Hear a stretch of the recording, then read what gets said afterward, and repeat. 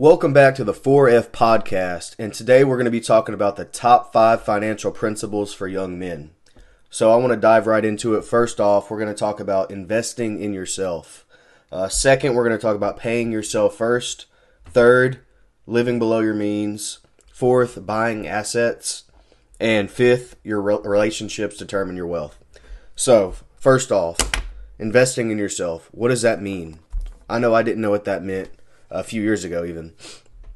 Investing in yourself is really taking a portion of your paycheck and putting that into, say, books or courses online, or buying lunch for a mentor and having them pour into you, or even investing time in yourself just by studying and learning valuable skills. It can be something as simple as an electrician learning his trade, or if you even want to take it up a step higher, it can be something like a young man going into business and learning accounting, learning finances, learning how to trade stocks. So investing in yourself is the best thing you can do. Number one, there's a quote by Alex Ramosi, and he says, there's the S&P 500, but better than that, there's the S&Me 500. So there's so many people out there that will put $300-$400, maybe even $600 a month into the 401k that their work provides, but they don't put a dollar into themselves. Or people out there that have a side hustle or a passion that they actually make money with, or they know they can make a lot of money with, but they don't actually put any money into it. They don't allow it to grow. They don't invest into it. The S&Me 500, imagine if you took that $500 a month that you're putting in your 401k, you split that in half, and you put $250 a month into yourself. Let's say you're a young man that has a power washing business. Well, you take that power washing business and you put in $250 a month into ads, into flyers, little poster boards around town, all these different things. You buy better equipment over time. You hire help. You scale. You hire people to start door knocking. You see where I'm going with this. You can really scale your business and scale your enterprise. So investing in yourself. There's another good principle Brian Tracy talks about. It's called the 3% principle. So you want to put 3% of your income back into yourself. And 3% stays the same no matter if you make $50,000 a year or if you make $150,000 a year. And the more you put into yourself, actually, the more you end up making if you're doing it the right way. And this, going to conferences, doing all these things, buying courses, buying books. So yeah, that's the investing in yourself principle. Most important thing right there. It's really about your personal character, who you are. It doesn't really matter about how much you make. It's about how much you keep. And I make an analogy. Imagine you have a glass, right? Let's say you have this glass right here, and you try to pour a gallon into this glass. Well, obviously this is not a gallon. So it's going to overflow, right? You're not going to be able to hold all the liquid. Well, imagine that liquid is money, right? So you pour it in here, it overflows, you're not able to hold it, right? Well, this is you whenever you first get started on developing yourself and investing in yourself. And then eventually your cup gets bigger. You're able to hold more. If you have a windfall or make a lot of money, let's say lottery winners, for example, 90% of them end up losing their money. The reason for that is because there's holes in their cup. They get money in, but they're not able to hold it. It doesn't matter how much is coming in. It's really about how much you keep and how much you can contain and, of course, share with others. But the whole goal is you want to eventually expand your capacity for wealth. And investing in yourself does that. Second, pay yourself first. Richest Man in Babylon, excellent book. It talks about this. What does paying yourself first mean? Paying yourself first actually is an action, believe it or not. So you can do this with your bank account or your brokerage account. You can pay yourself first on autopilot. An example, you go to your brokerage account, say Robinhood, and you have them automatically deduct on the first of the month, let's say $500 a month, or if you want to just get started, $50 a month, and it automatically comes out of your paycheck or your checking account into your brokerage account, and you can have it automatically invest into certain things like the S&P 500. the stock market. It'll grow over time. You can retire as a millionaire investing a small amount into the stock market every month. And then also a very basic way of paying yourself first is having a auto draft from your checking account go into a savings account that you do not see every day. This was one of my biggest issues, and I still have trouble with tapping into my savings. I'm human like everybody else. Whenever you put money away into a savings account, make sure it is not the account that you see every day. For example, whenever I go to my Navy Federal account, I used to be able to see the money that I would keep in my savings account right there. And I'd be like, oh, shoot, okay, I want to buy this stock. Okay, shoot, I want to buy this outfit or whatever, back whenever I was buying stupid stuff. But now I try to keep my savings in a different bank than where I keep my checking. So 2 separate banks is what I recommend for paying yourself first. So again, you set up an auto draft from your checking account where your paycheck goes into, where you keep your money. You set up a small amount of that. Start off with 10%. If you make $5,000 a month, have $500 auto draft from your checking account to an external savings account. So that's paying yourself first. It can be very powerful. It can compound over time. A cool resource for this, investment calculator. Go check that out. It's investmentcalculator.net, and you can play around with the figures. $400 a month at 7 or 8%, you'll retire as a millionaire, after 25 to 30 years, give or take. And then number 3 kind of goes into investing in yourself a little bit, because if you're investing in yourself, you'll be able to do this next one really well. Living below your means. So living below your means, there's something that happens. It's called income creep. So I'm going to write it out. So as your income goes up, right, this is what we want our income to be doing. A lot of the time, people's expenses go up right with it. So let's say the spread here is $1,000. The difference between your expenses and your income at the end of the month, let's say it's $1,000, right? Let's say down here, January, it's $1,000, right? Well, what we would hope is at the top, the spread would grow and we would save more money. We want the spread between our expenses and our income to grow. We want to eventually be able to have more disposable income. That's what that's called. For the people that aren't able to see the video that are just listening. The chart is representing a climbing income, but also climbing expenses. That is what we don't want. That is what usually happens. Your wife or your girl wants a new this or that, and your kids want to do this, and you want to go on that trip and everything like that. It's like there's smart ways of spending money. Just make sure that you have a budget and you have a set amount that you try not to go over. Of course, it's inevitable that things happen, but living below your means, this will allow you to build up a nest egg, and this will allow you to eventually do what the next point talks about.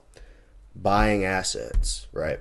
So buying assets, this is the best thing you can do long term. So stocks are an asset.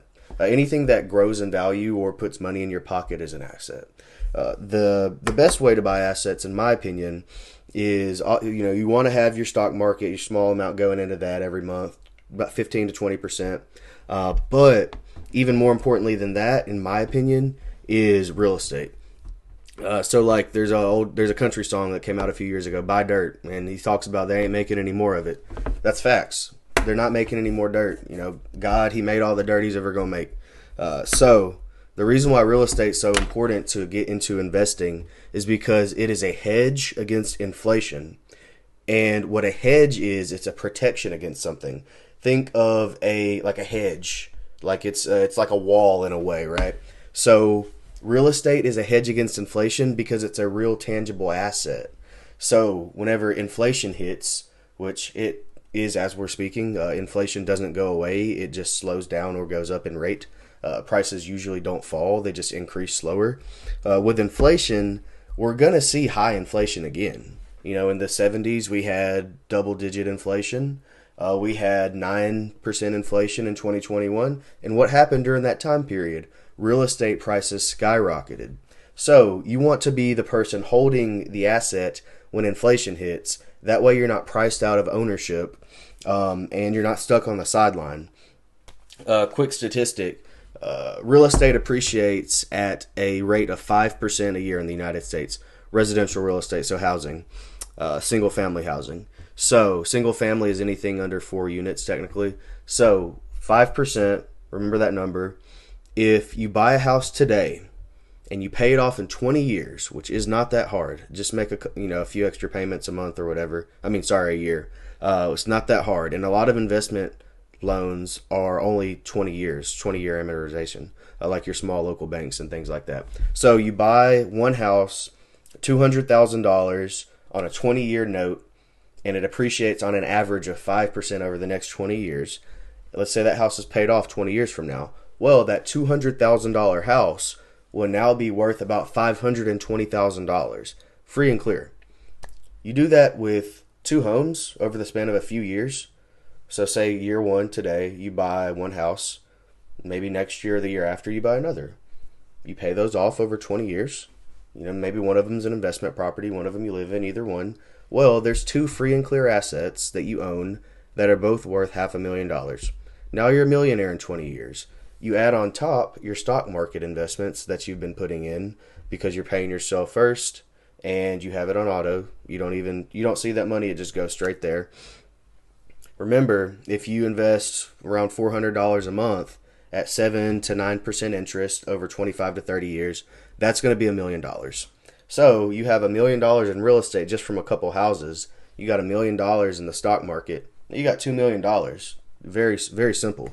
Now you see how you can be a multi-millionaire by doing this over a larger scale. So for example, one house a year over 5 years, that's 5 houses. 20 years, 25 years from now, from that 5th house, you have 5 houses at $500,000 all paid off because your renters are paying them off. You're not going to be putting any extra money into it. Your renter's going to be paying off your note for you. You've got 5 houses at $500K, that's $2.5 million, plus your $1 or $2 million that you have in the stock market from barely even putting anything in there. Let's say you really get aggressive with it and start putting a couple $1,000s a month in there. It's going to be stupid money. So these are all things that you can do. Buying assets. The asset market is open for everybody. The stock market is open for everybody. There's no age barrier for the stock market. There's no gender barrier. There is no discrimination in the free market. That's the beautiful thing about capitalism.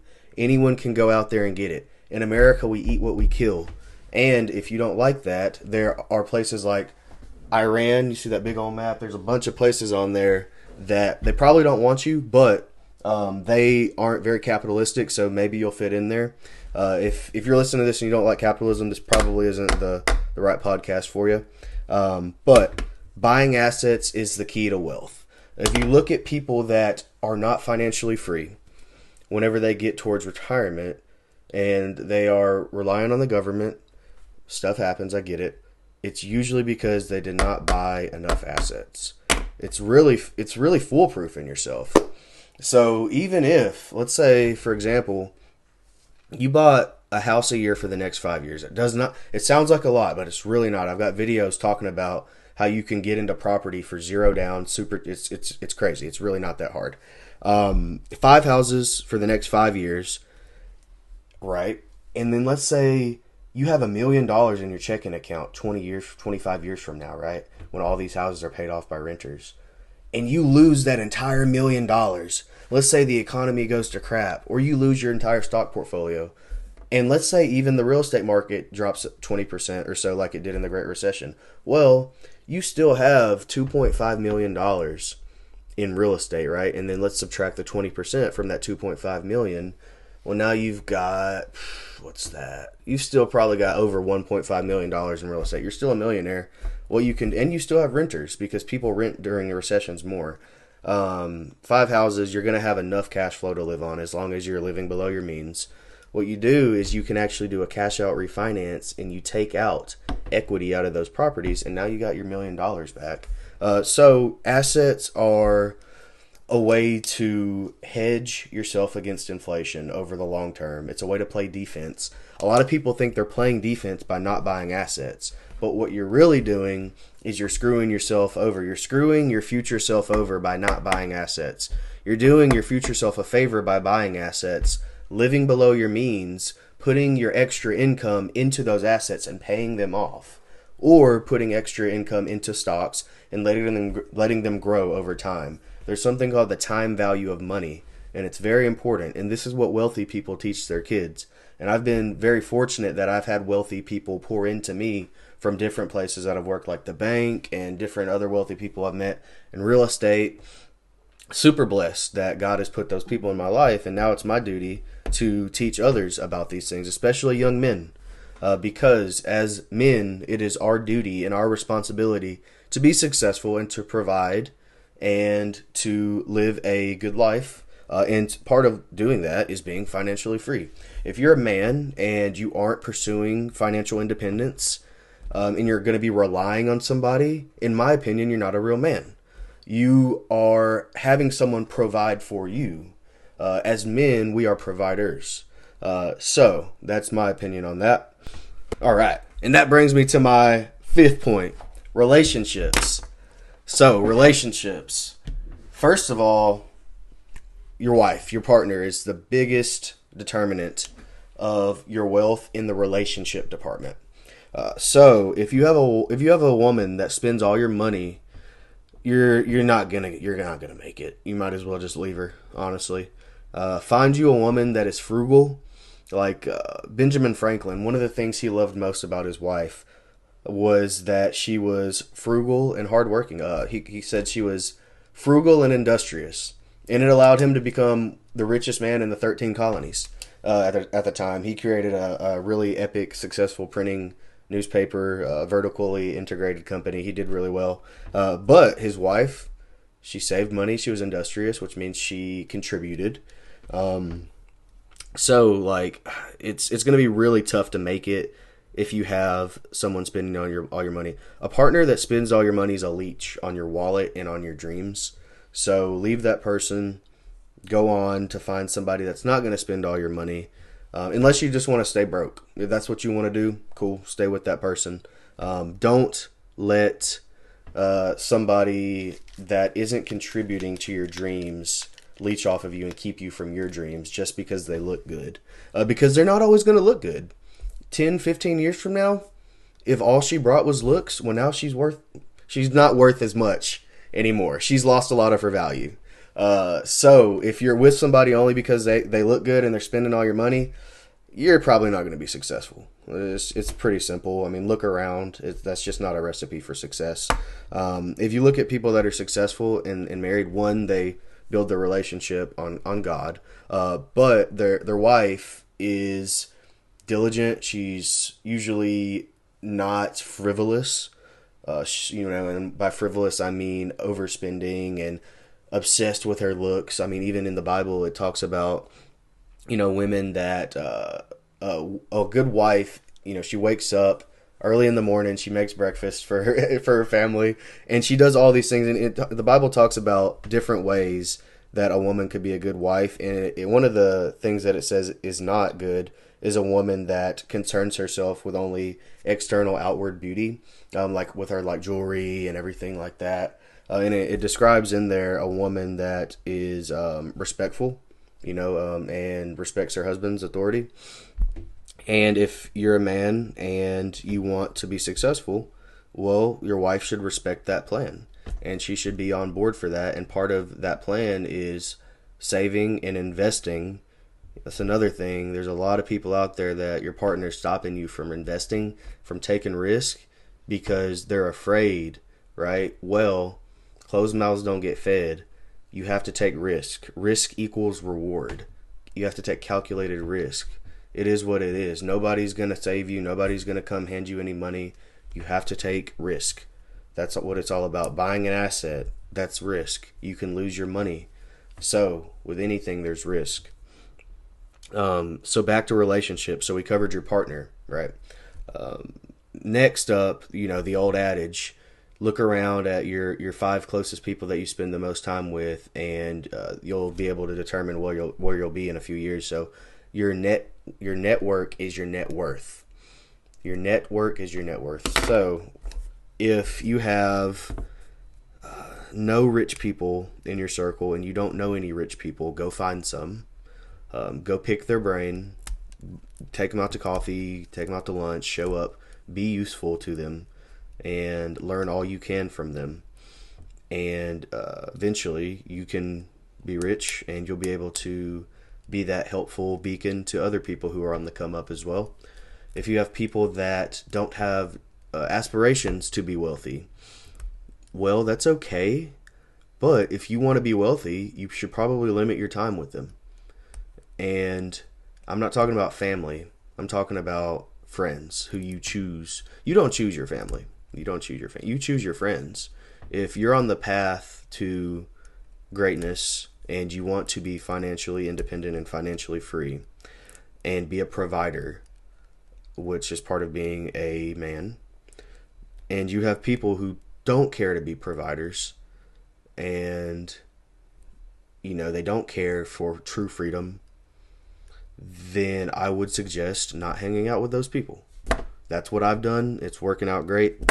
I try to surround myself with like-minded people, and God keeps blessing me. There's an old quote, birds of a feather flock together.